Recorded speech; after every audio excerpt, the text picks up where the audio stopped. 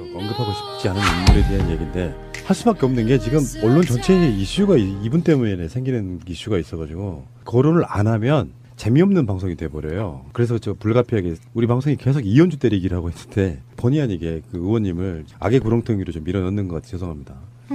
일단 홍익표 더불어민주당 의원이 정책위 수석 부의장이 이현주 공천을 잘못해서 죄송하다 사과한다 이렇게 말씀을 하셨네요. 태어나서 이런 재밌는 장면은 처음 봅니다.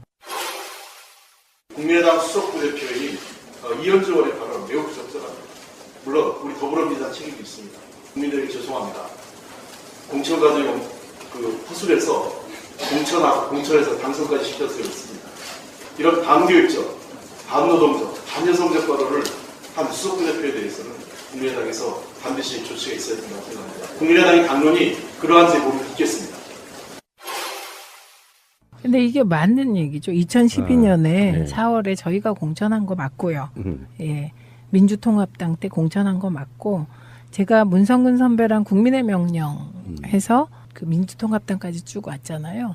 그런데 그 즈음에 그 이현주 변호사가 국민의 명령 사무실에 온 적이 있어요. 그래요? 예. 그래서 그때 유시춘 선배가 같이 이제 민주통합당 만드는 작업을 같이 했는데. 유시민 작가 누나.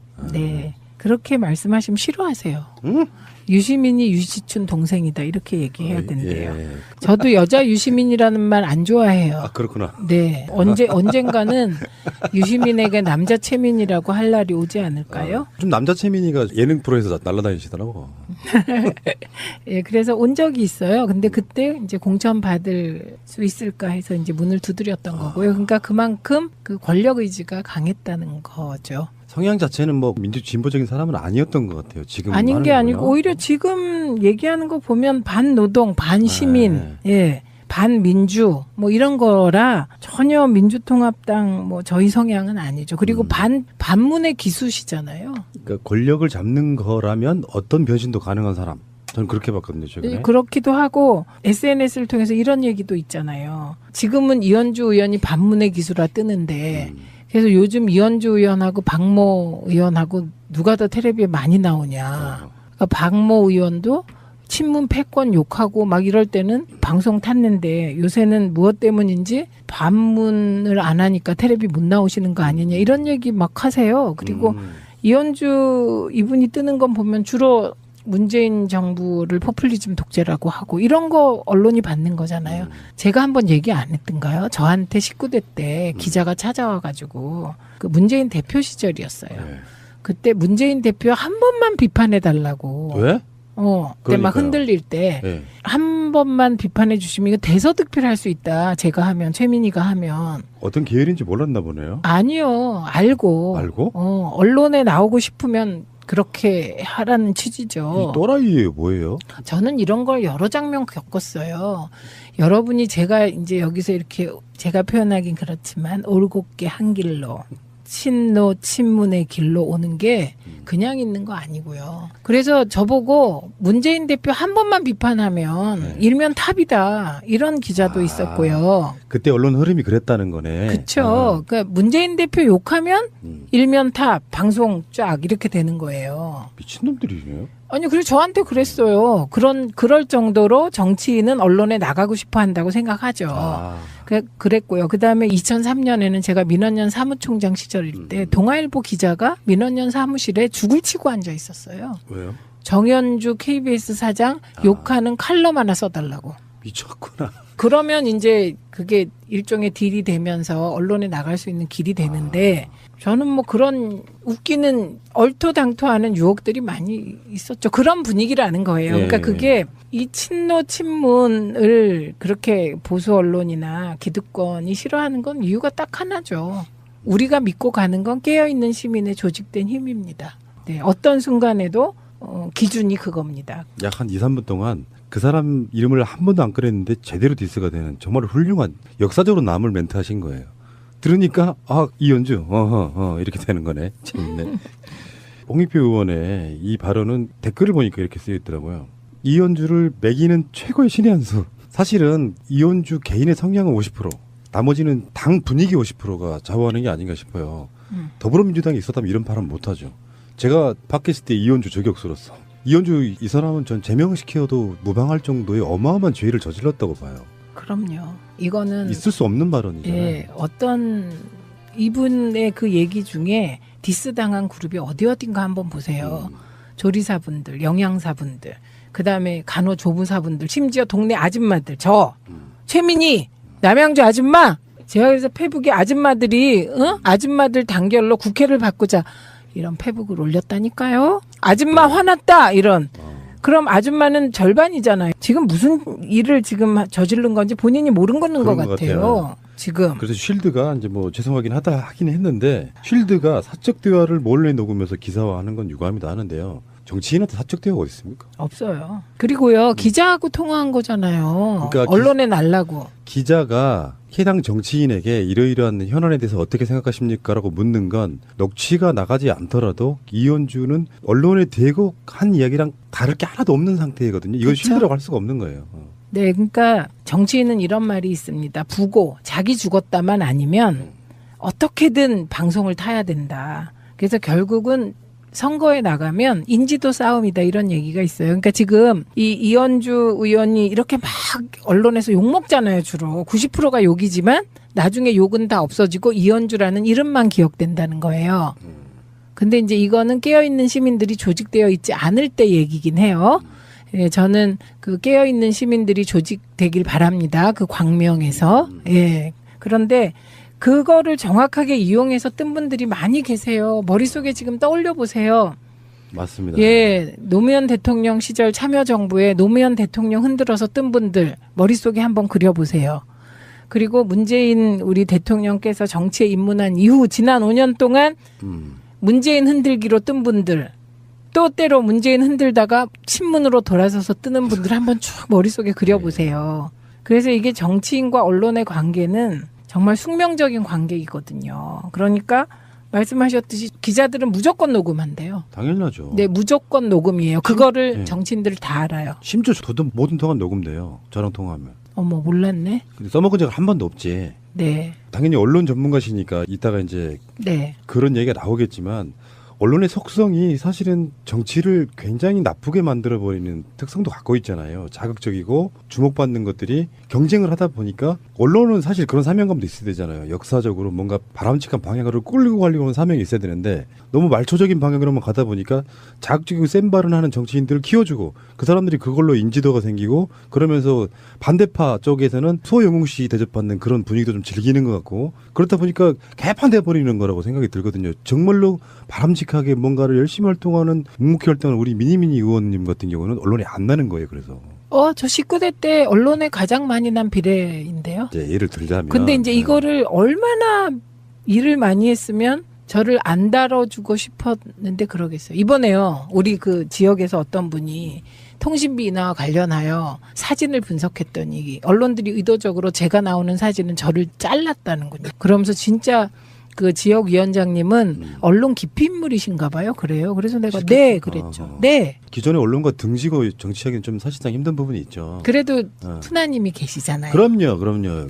사실 웬만한 뭐 매체들보다 저희들이 훨씬 듣는 독자 수가 훨씬 많거든요. 그럼요. 네. 그러니까 이제 최민희의 존재감은 이렇게 이제 우리 아이들이 지켜주는 그 존재감으로 이렇게 가고 있는데 말이 좀 이상하긴 하는데 이현주 의원이 지금 일종의 전 노이즈 마케팅이라고 봐요. 원했건 원하지 않았건 그러면서 계속 존재감 과시하고 있고 뭐 일설에는 이제 국민의당 당대표 선거에 나가려고 저런다 뭐 등등의 여러 가지 이야기가 있고 그런 과정 속에 국민의당은 정말 국민들로부터 점점 멀어지고 있고 네. 그래서 제가 뭐 레벨은 좀 안 맞습니다만 제가 하나 가져온 게 이제 강현재 씨라고 아시죠? 제가 그분을 어떻게 모르겠어요. 지난 대선 때 저하고 정말 진검승부? 어쨌든.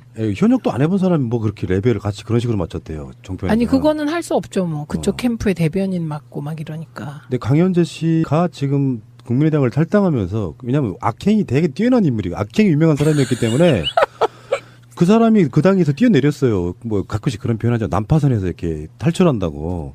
강현재가 가장 먼저 탈당을 해버려요. 그래놓고 이제 비언은 이런 거야. 국민의당에 새 정치가 없더라. 탈출 이렇게 되는 상황이거든요. 이게 되게 슬프고 우퍼요. 재밌기도 하고 웃기기도 하고. 지금 이현주, 강현재 두 전직 여성 변호사, 정치인들이 국민의당의 현 주소를 적나라하게 보여주고 있는 거죠. 막말 정치. 그리고 새 정치를 얘기하면서 구태 정치, 흔들기 정치. 그거에 앞장섰던 분들이죠. 그리고 근데 더 웃기는 거는 강현재 전 부대변인이 탈당하면서 한 탈당의 변이 되게 웃겨요. 네. 국민의당이 제3의 중도의 길을 가는 정당도 아니고 전국 정당도 아니고 안철수의 새 정치도 없다고 판단했대요. 이제 알았냐? 그러니까요. 그러니까 이분은 성향상 저는 이현주 의원하고 이 강현재 씨는요. 성향상 사실은 보수의 오른쪽 끝에 가까워요. 얘기하는 게. 자유한국당으로 가셔야죠, 사실은. 자유한국당보다 조원진 또 창당했대요. 네, 그 창당한 당 이름도 기억 안 나는데 새누리당에서 또 이렇게 제명당했어요. 그래서 출당당해가지고 또 당 만들고 그럴 때 이 양반 드디어 이제 전임맨의 길로 들어섰어요. 거기에 정미홍, 그러니까 변희재와 같이 하죠. 근데 그런 정도와 같지 않나요? 인식 수준이. 이야기 좀 잠깐만 놔볼게요. 네. 고성에서. 그러니까 정치판에서 부류는 여러 가지가 있다고 생각이 네. 되는데 사실 상당히 공감하실 거예요. 민주 진보 세력에서 학생운동도 좀 했거나 그런 비슷한 결로 이렇게 살아오다가 인재풀이 없다 보니까 이제 김대중 대통령이나 이런 정당들에서 많이 수혈을 하잖아요. 근데 정권을 잡으려고 또는 잡고 보니까 또 집권해서 필요한 마인드가 있어서 또 이렇게 수혈하시는 분들이 있잖아요. 특히 이제 네. 당시에 뭐 장관을 지냈거나 예, 하시는 분들. 테크노크라트. 예. 그렇게 들어왔는데 어느 날 이제 민주 진보 세력이 어떤 정통성은 지키고 쭉 가고 있다가 그 사이에 이제 그 사회 명망의 엘리트들을 수혈하는 과정도 있고. 근데 문제는 이제 분당되기 시작하면은 저희 동네를 보면 그래요. 국민의당이 생기는 과정. 같은 당에 있던 사람들이 출마하려고 예비후보로 등록한 사람이 한 10명 돼. 그런 사람들이 국민의당이 분당해 나가는 과정이 생기니까 반이 국민의당 갈아타요. 근데 이 사람들 이력을 제가 다 봤어요. 명함 받으면서. 진짜로 이쪽에서 열심히 활동하러 운동한 사람들은 거의 없어. 그러니까 국회의원 당선만 가능하다면 그 당시에 새누리당도 가고 새정치민주연합도 가고 아무 데나 갈 수 있는 사람들인데 분당이 되면 그만큼 그 사람들 일자리 공간이 좀 생기는 거거든요. 그러니까 공천 받을 수 있는 정당에 어중이 떠중이들이 다 몰려드는 관계. 그렇다 보니까 사실 낭중지초가 되는 거예요. 그 마인드가 그대로 표출되니까 분노심이 일으키고 어떻게 이 사람들이 민주를 비방하는 정당 위에 있었던 거지 굉장히 분노스러운 거예요. 그런 그룹이 있죠. 그 지역위원회를 제가 운영을 해보면서 그 현실로 느끼는 거잖아요. 그래서 최근에 그 대선 과정에서 국민의당으로 갔다가 탈당하고 우리 당 오시겠다는 분들이 많이 계셨습니다. 그런데 그런 분들 중에 상당수가 호남향후회하고 연계해서 들어오시기도 하는데요. 그게 이제 부분적으로 받아들이죠. 당에서는 이 입당 심사라는 게 있습니다. 그리고 그 지역위원장이 동의하지 않으면 입당이 절대로 안 돼요. 그래서 그런 심사 과정을 거치고는 있죠. 그런데 그런 그룹이 있죠. 지금도 벌써 난파선에서 지금 강 변호사 뛰어내렸잖아요. 그런데 지역에서도 더 탈당 러시가 일어나고 있다는 얘기인데 우리 정서는 좀 아니죠. 네. 현역 하나만 좀 뛰어내려주면 이게 굉장히 쓰나미처럼 갈 가능성도 있죠. 유력하는 사람 한 사람 정도. 뭐 그렇긴 하지만 저는 이제 확실한 것은 민주당이 그런 분들을 받아들이지 않아야 한다는 거. 총선 즈음해가지고 자기 살 길 찾겠다고 탈당하고 민주진보 세력의 어떤 위기 같은 건 전혀 의식 없이 그 지역에 가서 아주 안전빵으로 당선되신 분들 사실상 완전 정치계의 적폐라고 보거든요. 대부분은 다. 그중에 일부는 괜찮으신 분들이 있겠죠. 그런 사람들이 지금 현재 숨도 쉬지 못하고 있는 정도의 분위기는 결국은 전 시민들이 만들어내는 거 보는데 그게 너무 이제 국민의당이 어떤 제보 조작 게이트에 있어서 반응이 너무 적반하장이다 보니까 국민들이 어이없어 하는 거예요. 정말 나오는 말 한마디 한마디가 뒷골 땡겨가지고 이렇게 뒷목 잡게 만드는 이런 정도 되면은 저는 법이 긴급법 이런 게 좀 생겨가지고요. 정당 해체시키는 거를 속전속결을 할 수 있는 긴급 법안 정치인들이 하지 마시고요. 국민들이 한번 했으면. 저 반대합니다, 그거. 왜요? 왜요? 통합진보당을 그런 식으로 해산하는 거에 저는 반대합니다. 마찬가지로 결국은 국민의 선택에 의해서 해산되어야 한다고 생각하고 그러나 푸나님이 그런 류의 시민운동을 하시는 거는 뭐 막지 않겠습니다. 아니 저도 그렇게 하는 건 당연히 반대해야죠. 그게 아니라 오죽했으면 국민의힘으로 법무부 장관이 헌법재판소에다가 이렇게 제청하고 이런 거 말고 국민들이 한 1,000만 명 정도 서명하면은 당 해체시켜버리는 거 가능했습니다. 명령해서 그 민주통합당까지 쭉 왔잖아요. 그런데 그 즈음에 그 이현주 변호사가 국민의 명령 사무실에 온 적이 있어요. 그래요? 예. 그래서 그때 유시춘 선배가 같이 이제 민주통합당 만드는 작업을 같이 했는데, 유시민 작가 누나. 네. 그렇게 말씀하시면 싫어하세요. 응? 유시민이 유시춘 동생이다 이렇게 얘기해야 어, 된대요. 예. 저도 여자 유시민이라는 말 안 좋아해요. 아, 그렇구나. 네. 언젠가는 유시민에게 남자 채민이라고 할 날이 오지 않을까요? 좀 남자 채민이가 예능 프로에서 날아다니시더라고.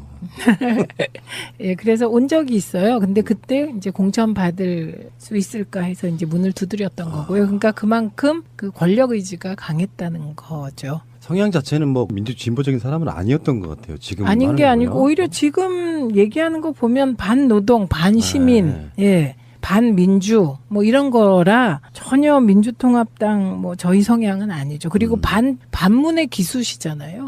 그러니까 권력을 잡는 거라면 어떤 변신도 가능한 사람. 저는 그렇게 봤거든요, 최근에. 예, 그렇기도 하고 저보고 문재인 대표 한 번만 비판하면 네. 일면 탑이다 이런 기자도 있었고요. 그때 언론 흐름이 그랬다는 거네. 그렇죠. 그러니까 문재인 대표 욕하면 음. 일면 탑, 방송 쫙 이렇게 되는 거예요. 미친놈들이네요. 아니, 그래서 저한테 그랬어요.